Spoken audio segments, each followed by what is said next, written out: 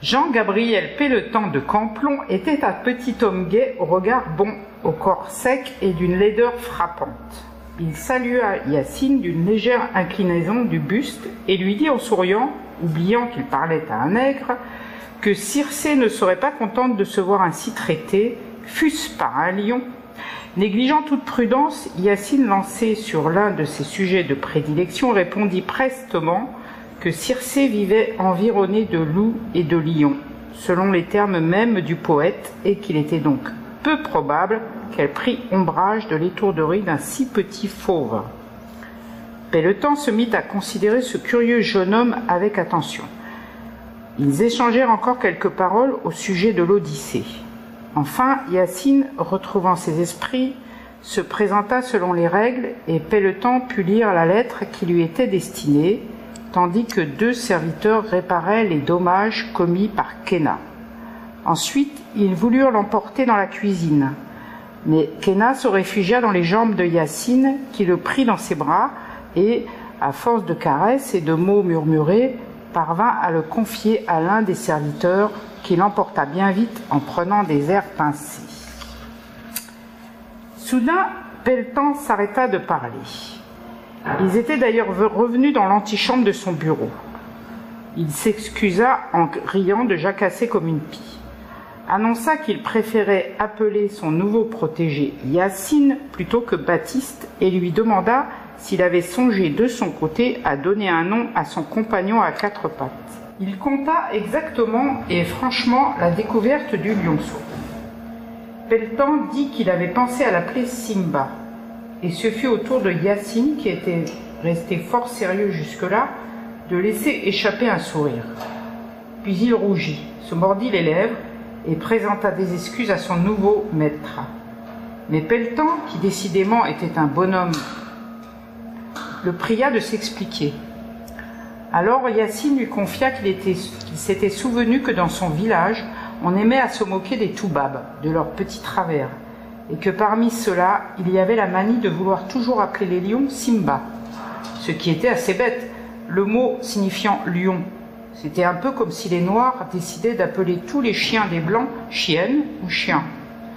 Il lui paraissait d'ailleurs à lui, Yacine, que les lions étaient assez semblables aux hommes et méritaient comme eux chacun un nom particulier, qu'il convenait en somme d'honorer leur existence et leur beauté d'un patronyme qui serait comme le signe d'une reconnaissance, un nom avec lequel ils pourraient vivre et mourir en paix, et grâce auquel on pourrait se rappeler d'eux, tant il est vrai que les êtres sans nom glissent aisément dans l'oubli.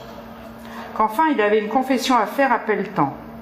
Il n'avait pas osé lui avouer d'abord que ce lion-là avait un nom, choisi par lui, Yacine. Pelletan éclata de rire et s'enquit de savoir si Yacine voulait bien le lui dire. Yacine dit que le lionceau se nommait Kenna, et Pelletan, qui avait décidé, contrairement à son prédécesseur, d'apprendre le Wolof, se trouva enchanté de connaître le sens de ce mot. Yacine s'expliqua, puisque Kenna semblait capable de survivre dans un monde si différent du sien, il méritait ce surnom fameux de l'héroïque Ulysse, qui avait outrepassé de sa ruse la puissance du cyclope, traversé des contrées étranges et hostiles sans succomber avant de revenir chargé d'ans et d'expérience dans son île natale.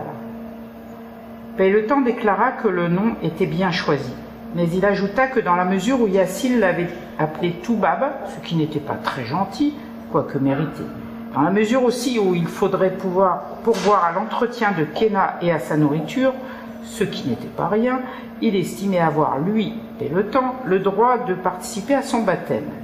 Il prévoyait d'abord qu'on lui reprocherait d'avoir accueilli à la compagnie une bête sauvage aussi féroce.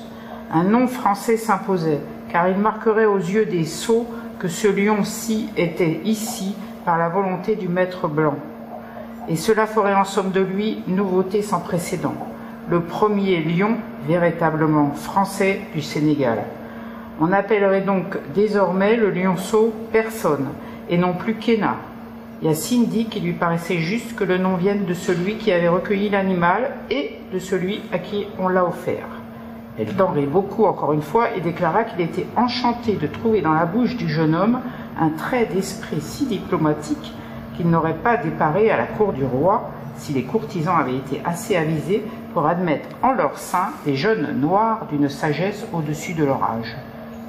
Pelletan demanda ensuite quel était le sexe de l'animal. Yacine n'y avait pas songé. C'était un mâle apparemment. Ainsi naquit le lion Personne. Pendant 3 jours, Saint-Louis commenta cette nouvelle stupéfiante. Le directeur avait une fille et elle avait déjà 7 ans. Marie s'empara entièrement de Personne, et ce, dès le premier instant de leur rencontre. Elle en fit sa poupée, peignant parfois sa crinière en arrière pour lui faire maîtresse, parfois lui posant de grosses papillotes afin de le friser. Elle épuçait également, une fois la semaine, avec le dévouement d'une mère. Marie sentait le frais, la guimauve et l'enfance. Les narines de Personne frémissaient à son approche.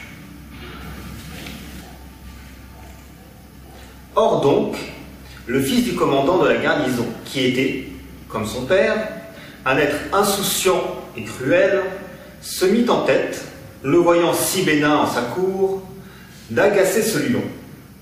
Il avait commencé par quelques coups du plat de la main, plutôt timide. Personne ne les avait ignorés. Le gamin allait sur ses 7 ans, et il s'était accoutumé à malmener la domesticité noire de sa mère, quand il en avait l'occasion. Ayant appris qu'en les poussant à bout, ils déclenchaient parfois leur colère, et pouvaient alors les faire punir par le commandant, son père. Il s'enhardit à porter quelques coups de poing, pareillement méprisés. Alors le garnement saisit la crinière de Personne et la tira si violemment qu'il lui resta quelques poils blonds dans les mains. Puis il lui administra des coups de pied dans les cuisses et les flancs, sans obtenir de réaction satisfaisante. Il s'obstina. Personne se contenta de s'écarter d'un bond de ce moucheron malveillant. Mais le moutard revint à la charge et lui tordit violemment une oreille, précisément celle qui, depuis 3 jours, lui causait les plus vives douleurs, car il avait subi à cet endroit sensible la morsure d'une scolopendre venimeuse au milieu de la nuit. Personne n'avait toujours été d'un naturel paisible. Il avait même renoncé à rugir, ayant observé les frayeurs qu'il causait à son entourage, ce faisant. Il savait mesurer sa force, habitué aux agaceries d'Hercule et de Marie. Mais ce coup-là lui causa une souffrance intense. Surpris autant qu'irrité par cette attaque, il repoussa délicatement l'importun d'un léger revers de patte. Personne pesait désormais 600 livres. Monsieur le fils du commandant de la garnison, qui ne pesait pas grand-chose, s'en alla rouler à 5 mètres de là, et sa tête donna dans une racine du grand manguier de la seconde cour. Maintenant, il ne bougeait plus. Madame la commandante s'était précipitée sur l'enfant, en pleurant, en hurlant, en invoquant son Dieu et la protection de la Sainte Vierge. Le commandant, un homme habitué au champ de bataille, commença par gifler énergiquement le garçonnet. Il apparut rapidement qu'il s'était simplement évanoui de peur. Il n'avait rien, sinon un genou couronné, une longue estafilade au front et une immense blessure d'amour-propre. Il se mit aussitôt à réclamer la mort du coupable. Il écumait. De fait, l'incident déclencha un grand émoi dans la petite société blanche de Saint-Louis. Les mères de famille, surtout, trouvaient inadmissible qu'une bête aussi dangereuse soit ainsi mise en contact avec leurs enfants. Qu'elle ait pu dormir avec les nègres sur un lit véritable, comme on le disait en ville, cela passait encore, puisqu'ils étaient eux-mêmes des sortes d'animaux. Mais pour le reste, il convenait d'agir. Mais à l'Assemblée, on se méfiait toujours, décidément, d'une ménagerie. Ceux qui avaient quelques lectures se souvenaient que dans l'encyclopédie des citoyens Leron et Diderot, un article recommandait de les supprimer quand le peuple manquait de pain. Il y eut un débat houleux sur cette question. Un député montagnard s'écria que ce jardin des princes n'avait décidément rien de national et n'était qu'une imitation coûteuse et inutile du faste asiatique.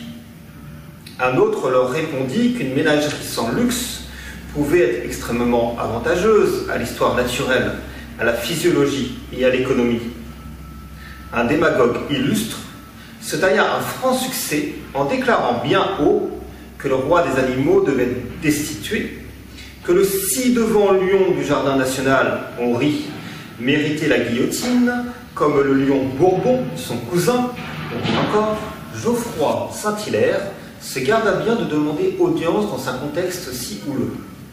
Mais il fit en sorte qu'on exige d'entendre le citoyen Jean Dubois, intendant de la ménagerie nationale, dont il prépara minutieusement lui-même l'intervention. Oui, il convenait de sauver ces bêtes, victimes de l'arbitraire et des caprices de l'Ancien Régime. Et précisément, il le fallait pour des raisons civiques et humaines. Dubois invoqua l'instruction des citoyens, la nécessité de connaître la nature, de lui arracher ses secrets pour en tirer de quoi nourrir le peuple. Et, quant au lion, son oisiveté proverbiale n'était-elle pas une véritable leçon concernant les vices des rois? Le peuple n'avait-il pas le droit de venir visiter, le dimanche, ce symbole du despotisme, dans la prison confortable qu'une république sévère mais juste et magnanime lui avait construite? Geoffroy Saint-Hilaire disposait d'amis à l'Assemblée et il les avait sollicités en coulisses. Ce discours de Dubois, qui n'avait rien de bien original ou de nouveau, fournissait du moins une apparence de légitimité à ceux qui voulaient, pour voter le maintien de la ménagerie, sinon de saines raisons, du moins de bonnes excuses. Le jardin fut sauvé, et avec lui, Hercule et personne.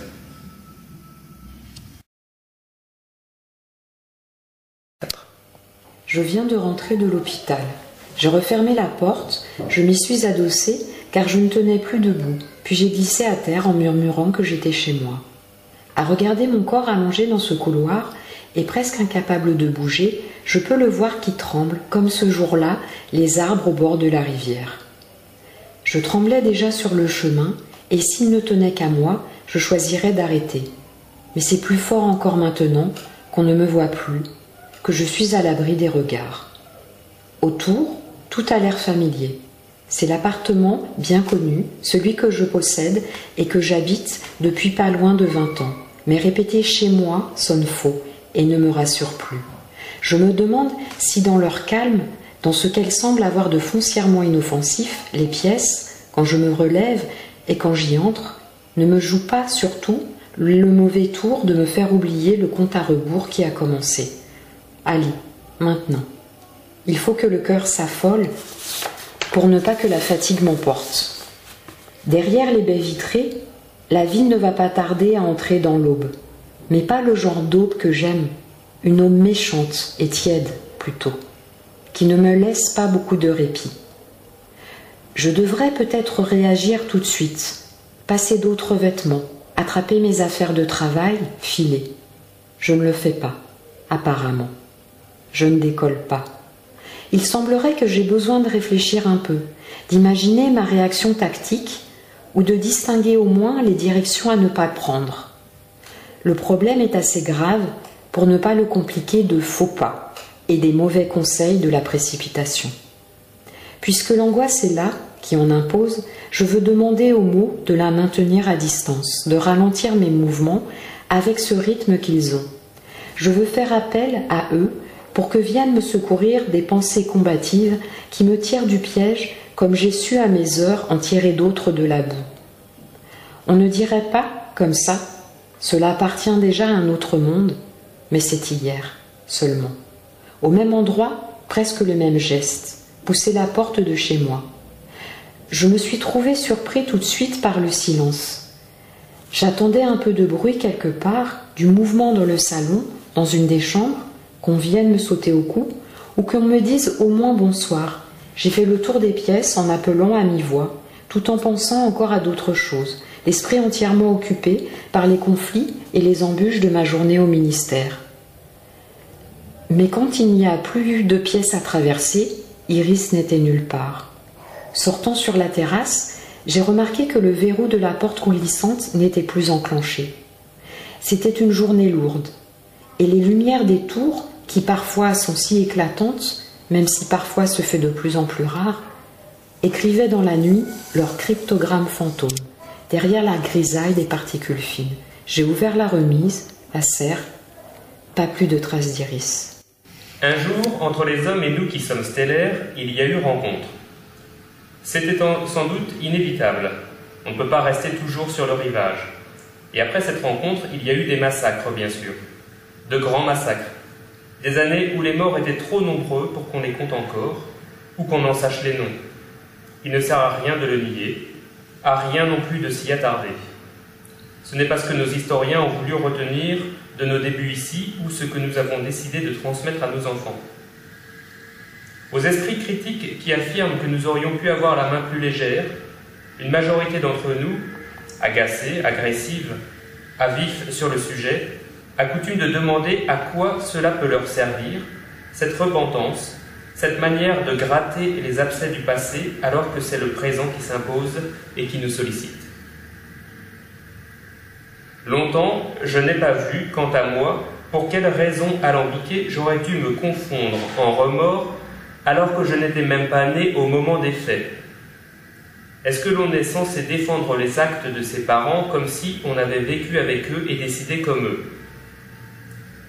Souvent, ce n'est même pas de nos propres parents qu'il s'agit. Je ne crois pas, même si je peux m'illusionner là-dessus, que les miens aient tué ou donné l'ordre de le faire autrement que dans des cas de légitime défense, mais des gens de leur génération qui se trouvaient alors aux commandes.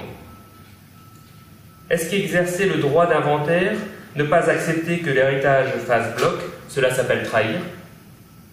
Et si tel est le cas, par quel mystère au monde trahir ses ascendants doit-il être jugé pire que de faire faux bond au sentiment du juste qui charpente notre conscience? Voilà le genre de questions qui font la ronde autour de moi. Beaucoup affirment que l'autocritique est un piège, que les autres espèces sont arrogantes, obstinément muettes quand on leur demande des excuses, et que c'est trop d'exiger, que c'est faire preuve en réalité d'une arrogance plus grande encore, que de croire que nous devrions être l'exception, la seule espèce à avouer ses erreurs. Est-ce que les hommes s'en voulaient, eux, de saloper la planète au nom de leurs appétits prétendument inextinguibles?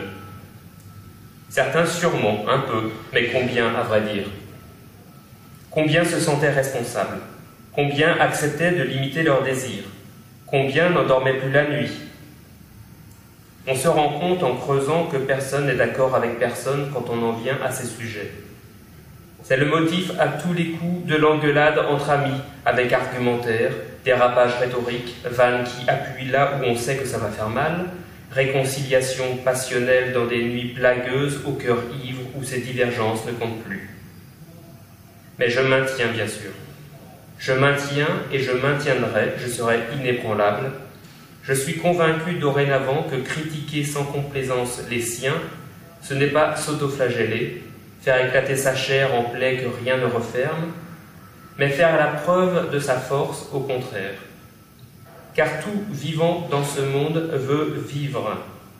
Et le vivant qui se critique, il affirme simplement qu'il se sent en mesure de survivre à la critique. Alors, face aux pudiques qui parlent d'une colonisation qui ne s'est pas faite en un jour ou sans difficulté, il faut dire la guerre qu'il y a eu, et les victimes, et les corps qu'elles avaient. Car même si ça n'était pas nous directement, pas nos parents non plus, cela s'est fait en notre nom, et je suis persuadé, et j'ai dit à Yanis quand il était tout jeune déjà, et Yanis a compris, et aujourd'hui adulte poursuit sur la même ligne, que nous devons emporter la responsabilité. De toutes nos manières de dominer, d'être les maîtres et possesseurs, celle qui, par voie de conséquence, les fait le plus frémir et qui nous vaut d'être appelés des démons, c'est l'habitude que nous avons prise d'élever un grand nombre d'entre eux pour consommer leur chair. Personnellement, j'essaie d'en manger de moins en moins. Je ne suis pas plus idiot qu'un autre, pourtant. Je sais apprécier les bonnes choses.